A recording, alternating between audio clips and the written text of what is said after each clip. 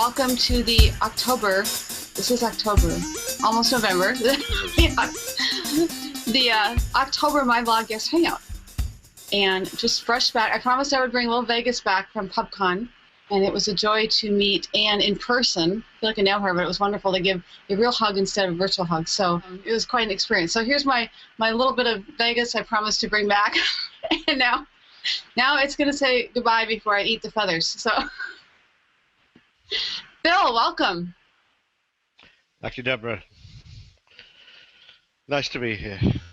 Nice to have you here. Yes.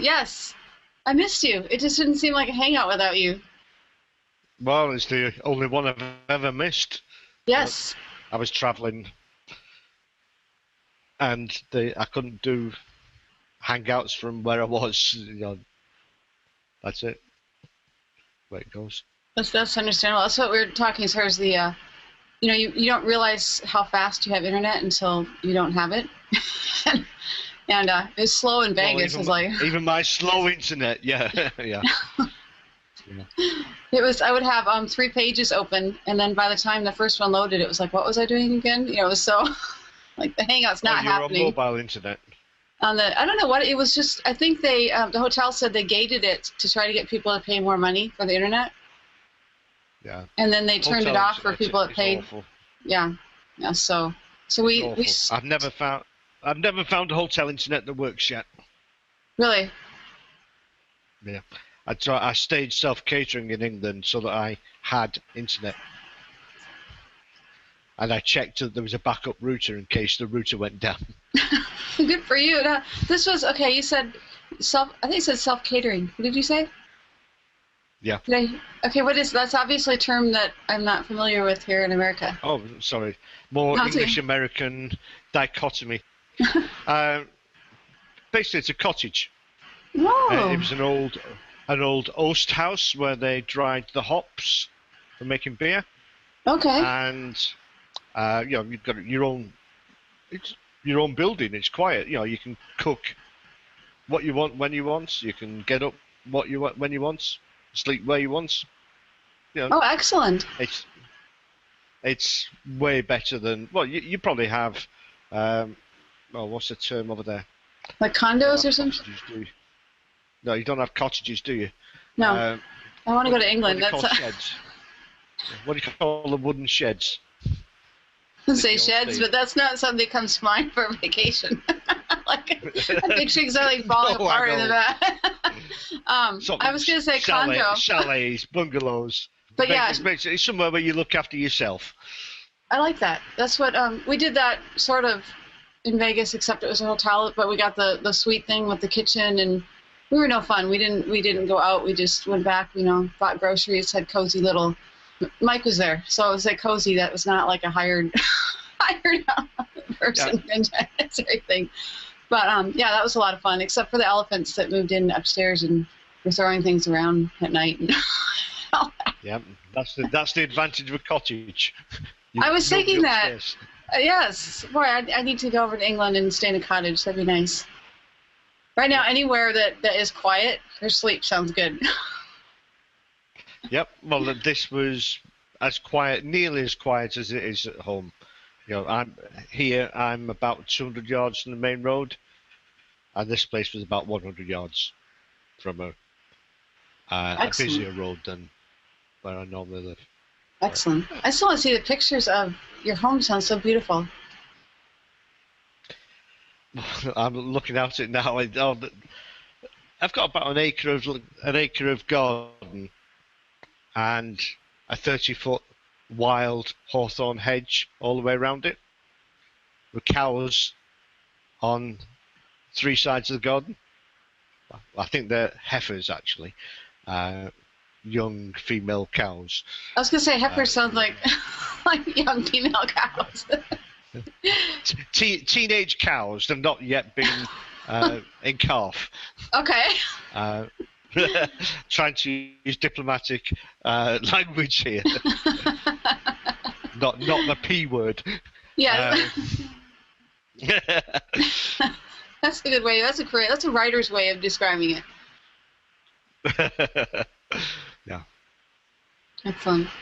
Well, you had some great topics on the topic list, and a lot of them related around offers, making offers within my blog guest. Yeah. And I would love Yeah. to hear what you have to say, especially since I'm still trying to catch my brain cells. So I really need you to.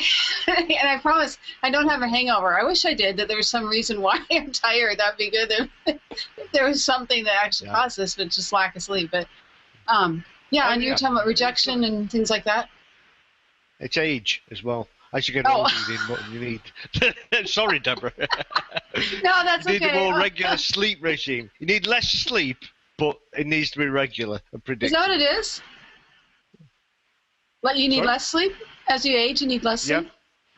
Yeah. Wow. Yeah. I get 5 hours a night. 6 at the most. Well, that explains it, because usually it's 4 to 5, but somehow going without sleep while you're in Vegas and then driving home, it's like, wow. All right, back to work. Checking at the agenda. When and how to refuse an article. We, the moderators, get an email each time a member refuses an article. And sometimes the member has put a helpful comment on, which helpful to the moderators, and that comment goes to the writer as well. So it helps to give feedback that way. Sometimes the comments are not there, it's just a blank. Or if someone has the My Blog Guest plugin installed, they just delete it. And the plugin then tells us it's been deleted.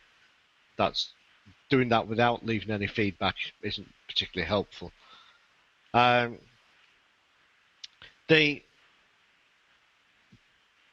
Sometimes people are reluctant to refuse an article because they think it makes them look bad. You know, that perhaps it's like on eBay where you get a bad reputation if you do something that somebody doesn't like. But My Blog Guest isn't like that. You can leave feedback for an author, and the author can leave feedback for the blogger, but that's separate. The feedback comments are how the author learns to improve his or her work. And that's what you as a blogger should be trying to achieve. Isn't that how you actually started working for My Blog Guest? I was thinking about you at PubCon when I was talking about feedback and so forth, that you're afraid that if you refuse too many, so you're giving explanations to Anne, and Anne fell in love with you and hired you? Isn't that... Yeah. Yep. So this man knows about it. Yep. And My Blog Guest is about community anyway. It's about making contacts. And even if a writer's article is not right for you, you don't want to throw away that contact. Mm-hmm. You know, that guy might be able to help you at some time in the future. So you need to keep it polite and as positive as you can, so that he doesn't, you know, I'd never want to hear from him again. You don't say your article sucks or something. No, basically, you don't say this. The article reads as though it's written by an 8-year-old. You say, you know, the article lacks structure and the sentences are somewhat immature. There you go, guys. Phil's the person to go to be able to translate things into, like, I don't know, politically correct or whatever the terminology is in Britain for the. So yeah, it's fine to refuse an article, and to do so, basically, you know, if an article isn't right, you should refuse it, because My Blog Guest is about finding matches. Think of it as a dating site, where, you know, you have to. The date only works if it's right for both people. It has to be right for the writer and it has to be right for the blogger, or it's not going to work, and the relationship is not going to go anywhere. The whole relationship thing, I think, is its importance is underestimated on My Blog Guest. Lots of people are there either to get their articles out there and just to get links back to their site regardless. And the other parties are there just to fill their blogs with stuff, regardless of the quality. I'm going to have to put the lights on because my camera's going fuzzy in this light. You're getting a Gaussian blur over there. Hi, Michael. Hi. Good to see you. Hi, good to see you. Deborah and I just talking to ourselves here. Okay. See, now I can lift my leg up there. We have 4 people. Every time I start Hangout, I have to do the setting again. What's going on with this? As far as the lower third? Yeah, where is it now? Have you been on it changed, oh goodness, was that 2 weeks ago? Or a completely new Hangout system, Hangout Toolbox. So your presets may be gone. You notice on Phil's, it's got the nice little circle. Oh, here it is, I see it. Hi, Don. Yeah, so go ahead, Phil. Oh. Sorry, I told you I was slow. I'm like, oh, wait, you said hi. I'm in a bad day, Deborah. Like watching the video going, oh my goodness. Hi, I was getting ready. Hello from Oregon. Hi there. Are you hearing me? Yep. Yeah, Okay. you're fine. I was trying to read your books. Oh, I like that. Okay, since we're showing shirts. Uh-oh. What? No. Your bottom. Yeah, it's not working. Okay, wait, it's this way. All right, you know what? I will have to snap a picture and show you, but it's my blog guest shirt. You'll just have to All right. my word for it. All right. Like, what is that woman doing? Was she trying to? Well, your lower third was in the way, or it would have worked. Yes, and then, there's just not enough brain cells to figure out the reverse. Since I've got it reversed, like, wait, okay, so I'm going this way, now I'm going this way. Right. Right. That's never easy. Yes. Yes. So we were talking about making offers and refusing offers. Where did we leave off? Phil, you were sharing about how some people think that that's a negative thing, but it's really actually helpful to the authors. Well, it can be helpful if both parties approach it in the right way. If people treat it as part of the relationship development. I was making a comparison to a dating site. Really, the interaction could be compared with the chat process that goes on a dating site. It's not exactly the same, obviously, but the chat is unavoidable as part of sort of the relationship development process. And talking, emails, private messages, whatever, between the blogger and the writer are, again, a necessary part of the relationship development. It's interesting that you say that, the match, because I had someone, I was trying to explain to people at PubCon what my blog guest was and the connection between publishers, writers. The second day, people started saying, so basically, you're like a dating service for... It's like, I hadn't thought of that, and then you said that today. Yep. It's all about those connections. Yep. A dating service sounds much sexier than a guest blogging service, doesn't it? Except that the 3 of us are all old men. So making an offer as a publisher, I'm using the platform and I'm looking to see if I can find something suitable for my blog. Is that where we are? Yep. I think we mentioned something yesterday on the Twitter chat that people seem to resonate with is, when I make that offer, it really, and I guess you guys have probably already covered this, but I don't want to just, I want to make sure that I use that comment or that offer what I type in the box there, the note it says. I need to make sure that I say something of value in there, and it needs to be centered about what's in it for the writer, not what's in it for me. So often I see, people making offers and they say, "Hey, dude, I really need this, man. Let me have it, please." Just going begging. And I guess, the dating analogy, you want to, show that you have something to offer, not that you're in need. Yeah. So and there's ways, even if my site is PR1, which is one of the first things that people are going to look at, whether it's a valid parameter or not, they're going to look at it. I can talk about, hey, how many followers we have, how many, what we do with social media, where we're headed, what our plans are. I can show the writer something about myself, my plans, my blog. Let them know that I'm just not a fly-by-nighter trying to get some AdSense money and shut down. The other thing is that each offer needs to be unique.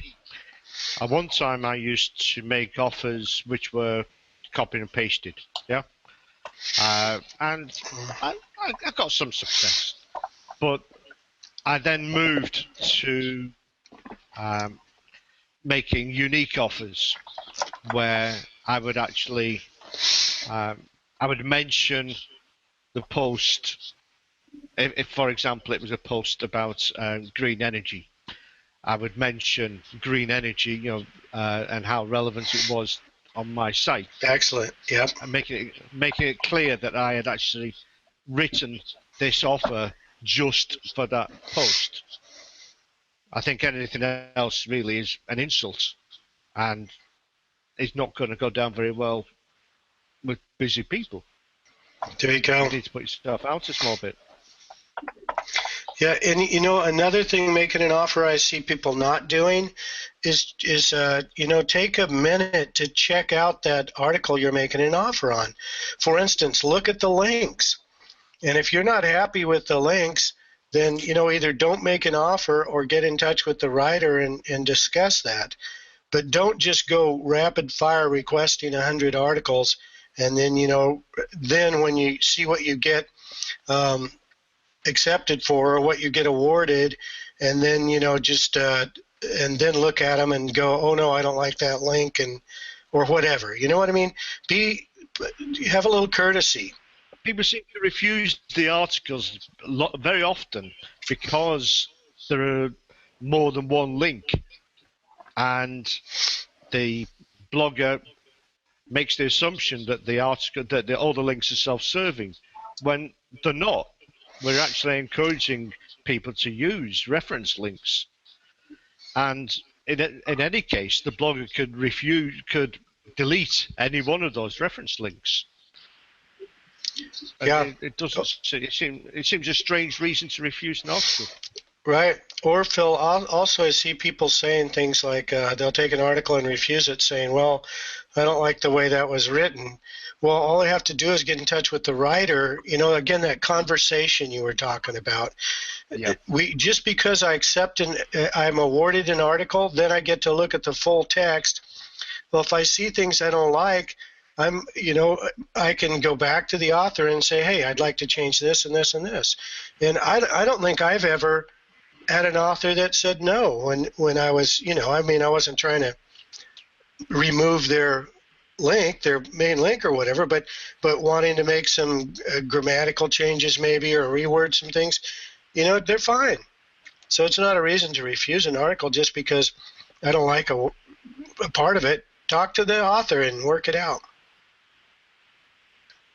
Yeah, that's a really good point. I think I had one where the title, kind of a cultural thing, the title wasn't going to work. It was going to imply something differently within the American culture. And we said, "Hey, great title where you're at, but may I please just change this to work a little bit better?"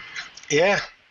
So the couple of things you said, relevant when you're making, because I never know what to put in that comment, and you can't get by without putting something in comments. So I used to say, "Hey, I want to publish an article on my website." And I'm learning from you guys that. Oh, it was you doing that. Oh no, I found out. So put something that's relevant. This is why this is a good fit. Kind of like, I love the dating site analogy. That's great. And then, oh goodness, Don, what was the other part you just said that was helpful? See, there's a short hint. That was hours ago. Yeah.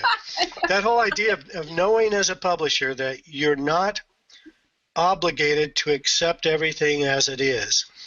You know, that's the starting point. There's a negotiation process that can go on, but again, out of courtesy, I should really take a look at the article up front before I make an offer, and I should make sure there's nothing glaring about it that isn't going to work for me. You know, that's just courtesy, because don't get in there and cause unnecessary grief or delay. But if I see, yeah, you know, the link looks fine, and here's the thing, relative. That's the big word on the links, I think. If I have a website about dog grooming, and there's an article out there that has a link about Ford Mustangs, you know, well, maybe I don't want to make an offer on that article, even though I could fit it into dog grooming somehow. If I don't want to think that my site wouldn't be right linking out to a car manufacturer, then I bypass that article. I just don't bid on it. I don't make an offer for it. So that's the first step, is do my initial survey to look at the articles and make sure that there's nothing to stop me from making an offer. Then when I get the offer, then I get to see the full thing, right? Because in the initial look, when I'm looking at those articles, I don't get to see the whole thing. I just get to see like an intro and the byline and some basic stuff. So when I get to see the full thing, then I look and I go, oh no, down here at the third paragraph, there's some spelling mistakes and the grammar's a little wacky. So I don't hit reject and send it back and go, hey, you know, learn to spell.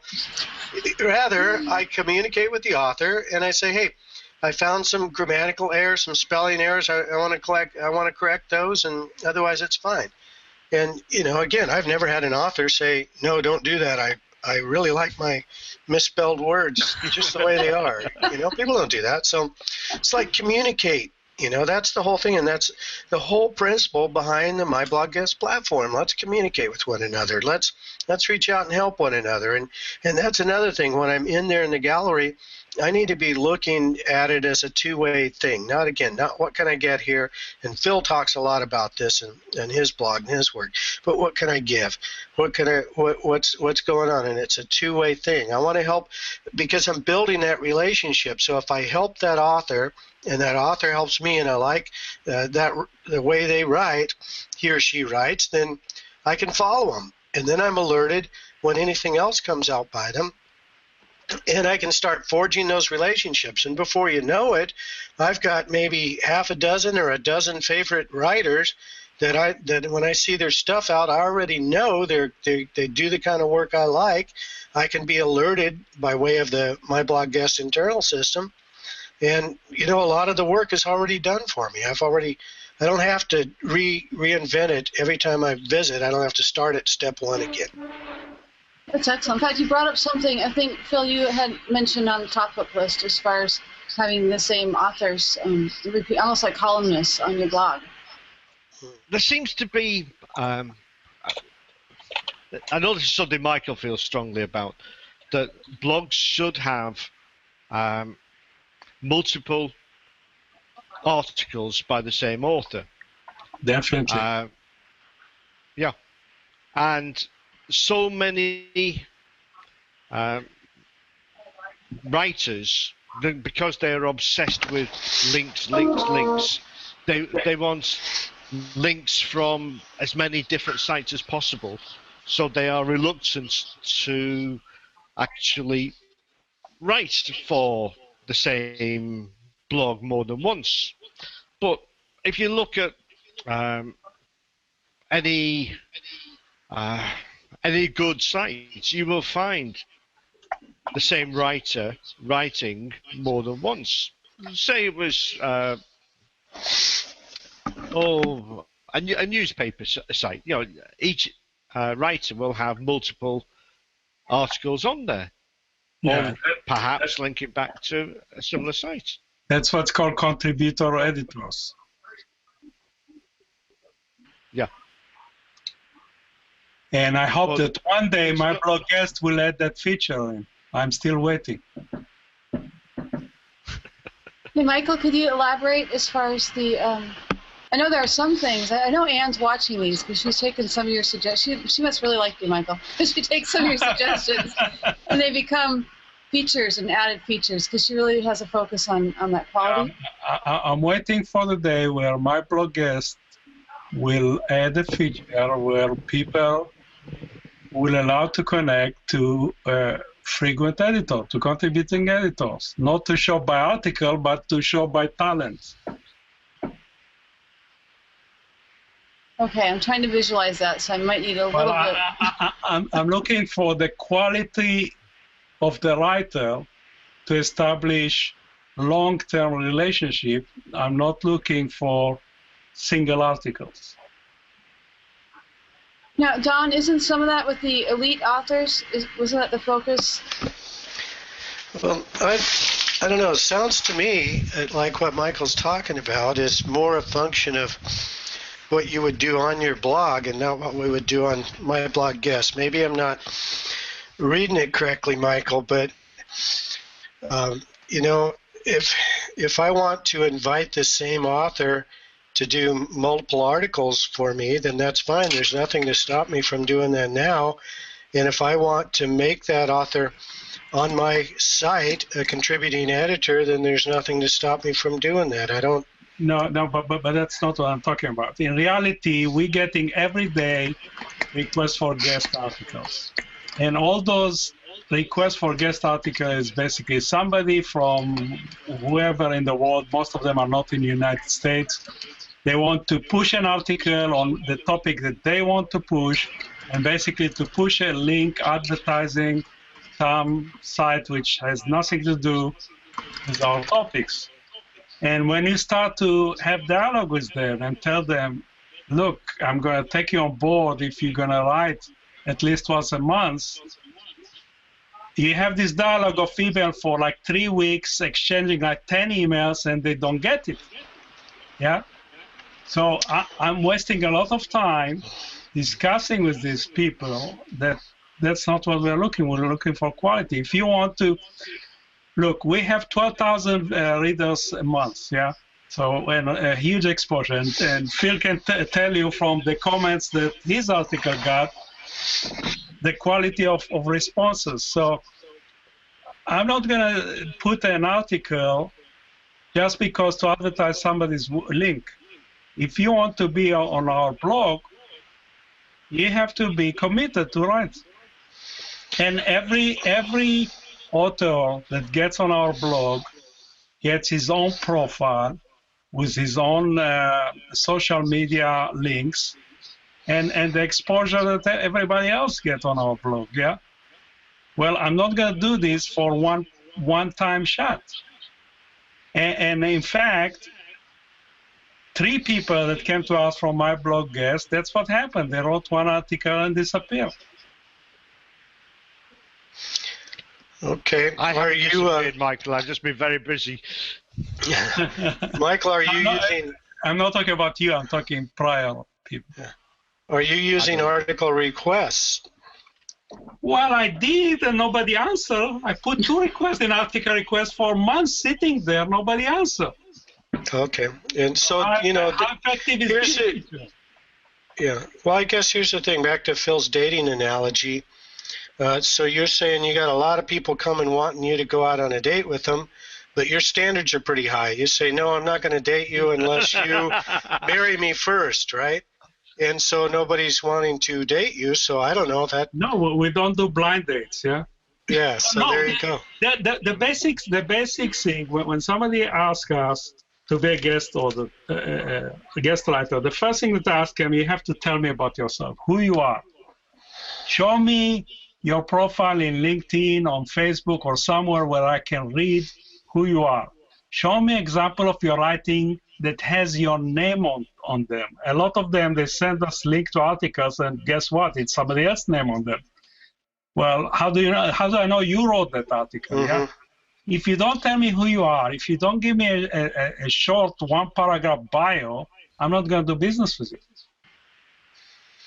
Yeah, well, that's good, and you're a good publisher, and we love having great publishers on My Blog Guest. How many people in the My Blog Guest have a profile that say who they are? What percentage of the writers that are participating in My Blog Guest have a full written profile? Well, you know, we are using the Google Plus now. Less than 2%. We've just implemented the Google Plus authorship on site, and I know some people are using that. I don't know the percentage on it. If the Google Plus profile is empty, that doesn't mean anything. I don't see how you could have an empty. You mean if they're not using it? If in their Google Plus profile, basically the fields are empty, nobody filled the Google profile, then there's nothing. We do have some writers who have adopted it, and I think it's something that more and more we're going to see people doing. Matter of fact, what Google's doing probably fits right in with what you're thinking, Michael. So maybe you're just a man ahead of your time here. You need to have a little patience, and the world's going to come around to your way of thinking. And I certainly agree that, you know, on both ends we want to have quality. I think it should be a fairly simple thing to actually put an extra field into the author profile for a LinkedIn link, for example, for a LinkedIn profile. That's right. And that should be a fairly simple job. And are you listening? Are you talking about, Phil, are you talking about the automatic profiles? Because in a standard, before we implemented it, you could always put in your byline. You could link to any social profiles you want. You're right. But no, I'm meaning the profile page that each member has. I think that's what Michael's talking about. Okay. Because I got a tea kettle whistling at me. I'll be right back. Oh, very nice. Talk about refusing articles, basically, and what seem to be nonsense reasons that people have for doing so. If we move from that to the idea of multiple blogs per writer and developed, but if we go back to the refusing articles because something has 2 links in, I mean, that's crazy. If one of those links is to an authority site. One time when we have been tightening up a lot on the exact match links, and this is something which a lot of people are having problems with. Basically, Google has said that any attempt to manipulate search engine results is bad news. And if you, for example, want to link using the anchor text SEO expert, then you are obviously trying to rank for that term. The poor blogger whose blog your article goes onto is likely to get delisted from Google. So his views will go right down, his income will go right down, and your client's site is also likely to be hit by the same principle, that your client is attempting to manipulate the search engine results. Google doesn't like being manipulated. None of us do. So what's the answer? Exact match links are out. We can't use them anymore. I'm not sure we ever could. You can refuse an article because it has exact match links. That's a perfectly valid reason to do so. And I'm not an SEO expert, people keep telling me, but this seems to be the general consensus that exact match links are bad news. You need to look after yourself because nobody else is going to. Phil? That makes sense. Okay, but then it's what is the solution? In other words, as non-SEO experts and people looking to publish articles, what should they, instead of SEO expert, what should that link be? Should it be the name of the company? Well, ideally, yes. What we tend to do is just ask people to add words to the link. But even from what I've read, even keyword-heavy links. So, for example, say you put a pretty SEO expert. Now, no one is going to search for a pretty SEO expert, but so that would be fine. Or if you put an SEO expert over 30, again, nobody's going to search for that. So we would. That's not an exact match link, but it's still keyword rich. But at the moment, my blog guest will allow keyword rich links, but not exact match ones. So when a writer's writing an basically article, add words to it. They need to almost link to something. They say to themselves, would I look for this? No, I wouldn't. So therefore, it's probably okay for Google rules. Yes. Okay. You basically got to think about what it's going to do to the publisher, because the publisher is going to link to your client, assuming you're getting paid to put it up there, which most people on my blog are. Mm-hmm. And you're not going to do anybody any favors.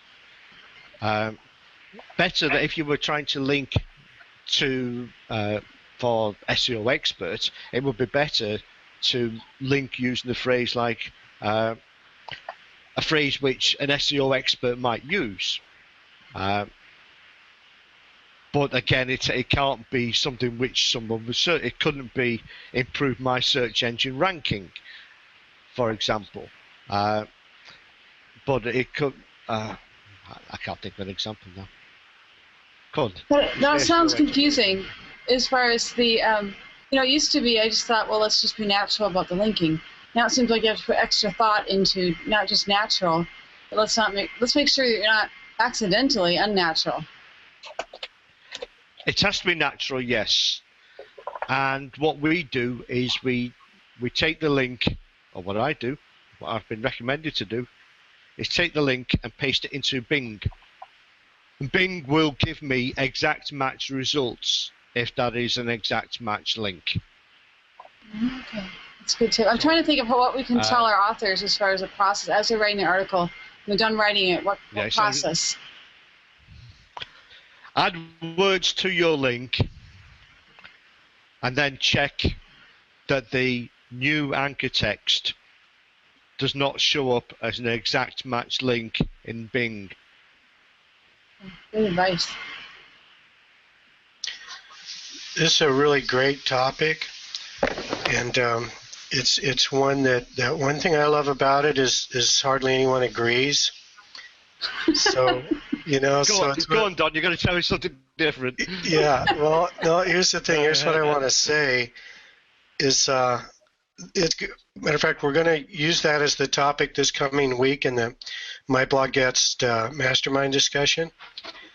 So I hope that you all will join, and Philip, please hop in and share what you've got there, because there's a lot of confusion and there's a lot of anger consequently over it, and it's all understandable because we're all just sort of running back and forth trying to figure out what to do and what Google wants us to do or doesn't want us to do, and what works and doesn't work, and all these stories about if you do it the official way you're a fool, and there's just a lot of opinions out there. So I don't know that we'll solve anything this week, but I think it can be a good discussion, at least to get the issues out and talk about them. I have a question for you. I mean, it's more SEO related than My Blog Guest, but in general, and please feel free, as long as you say it nicely, to say I stuck my head in the sand. Okay. But my thinking as far as a business approach to this is try to do what pleases Matt Cutts. By the way, he's a really nice guy. I listened to him on his speech at PubCon. But anyway, sidebar. try to please Google, but realize that if something happens and you basically lose the traffic that you have from the search engine, have a backup plan. I'm looking at it as an overall business perspective. Try to have something to fall back on so that your whole livelihood is not dependent on Google, and then try to please them as much as possible and have a balance in your strategy. Is that a silly way to look at that, or what do you think? Michael, you want to take that? Sorry, I didn't listen. Can you repeat the question? Okay. Deb's asking about, what's a good, wise business perspective on this whole idea of Google and algorithms and all that, because we all want to, to rank, but then again, what happens if for some reason you just fall out of the sky as far as rankings go? So Deb's suggesting that we do what we can to, dance with the Google gods, but if we fall out of their favor, that we have a backup plan to take us on. Okay, so first of all, I think this whole Google SEO paranoia, that depends on what is your business. Yeah, if you are, for example, a lawyer, divorce lawyer or something like this, there are a zillion of them. Yeah, so you're gonna pay by the nose, and you're not gonna rank anywhere. Yeah. If you are a consultant that work on that doesn't work on a project-based fee but on an hourly base,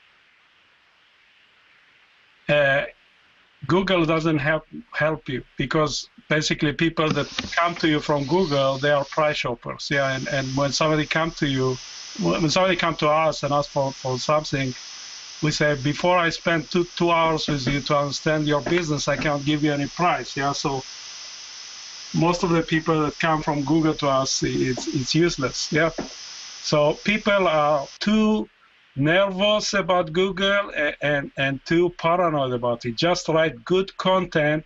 Make sure that you use the common SEO plugins for WordPress, whatever. Choose nice title. Choose nice description. Make sure your headline and your first paragraph is written properly, that describe what the article is about, and don't worry about Google. Yeah, it will do its magic by itself. That's our opinion. Thank you.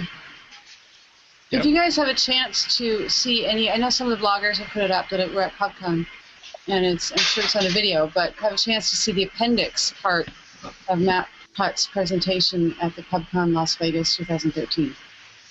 He actually addresses, after the audience really begged him to address it, a complaint that was made at a keynote 2 days before that.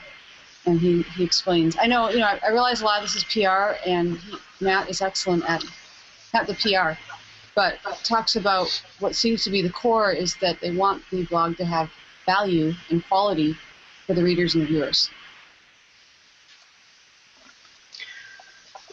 That's definitely the whole issue, and where we run into trouble is when we're trying to be deceptive. And if I have to be deceptive in order to get my point across, then something's wrong, either with my offer or with the company I'm working with, or somewhere in the system something's wrong if we have to be deceptive in order to do business. That's a good point. I think I worry more about people who are accidentally deceptive. In other words, hey, try this new technique, and they go do it, and then they get delisted or something because they followed some technique that they thought was good advice and find out it's not. But I think, Phil, you addressed that too, ultimately. Even if the articles in my blog guests, ultimately, we are responsible for what we do. The best technique is to write good content.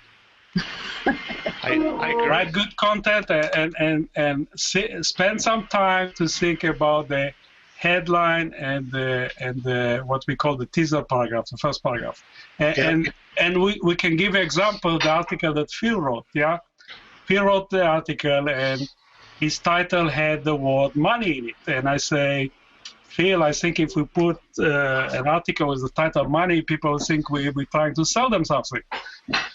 So we changed the title, yeah, and I mean, Phil gave few suggestions, and then we took the word money out. But then, if you post on LinkedIn, basically LinkedIn sort of force you now when you go on discussion group to put an additional title in addition to the actual article title. And the best results is when you present the topic of the article in a question. And we put a question and look how many comments come to the article. I mean, we didn't receive so many comments for a long time. And then Phil article is getting great results because we spent some time to select an article, a title for an article, and a proper question to lead to a discussion. Yeah, I think really titles is another topic we're going to revisit soon in the mastermind discussion. Michael, you're absolutely right. That's absolutely important. Along with the good content, along with the good organization, I might add some photographs that you have rights to. And folks, let me be clear on something. Because you take a screenshot of someone else's photograph, that does not make you the owner of it. And you know, it's amazing how many people think, well, I took the photo with a screenshot. Well, I'm sorry, but that doesn't qualify you as the owner now of the photograph. And then with linking, a good article is going to have linking that is absolutely relative to the article. That's correct. Correct. Don't write an article about shoe repair and then trying to link it to vacations in Tahiti, unless you're talking about people in Tahiti and how they don't wear shoes or whatever in your article. Make it relative. And another thing is, don't make the best self-serving link, and I don't even like that word really, self-serving, but that's what we call it. But the best links in your article are going to be the ones that are absolutely don't appear to be self-serving, that appear to be supporting the article. And as a matter of fact, the best links for an article do support the article. That's exactly what it's about. They help the reader better understand the article, or better understand the writer, better understand where you're coming from, find valuable information. It all needs to be sort of seamless, I think, is what was the gold standard we're shooting for. It's excellent. It comes right back. It's funny. I can hear you, Michael. See, I hear you saying it comes back to quality too. Yep. Every article should actually say something that's worth listening to. Yeah. I mean, I must read 100 or more articles every day, and I think 2 or 3 of them I would actually remember. You know, that they were actually worth reading. I missed that. As far as you said, how many? 2 or 3 out of 100. Mm-hmm. You know, I would remember.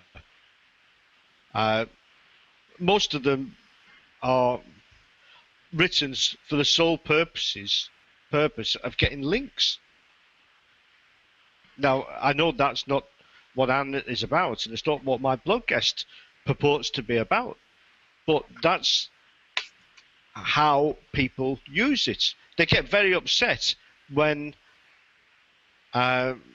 we won't allow them the exact link that they want to use, because we think it isn't going to do anybody any favors.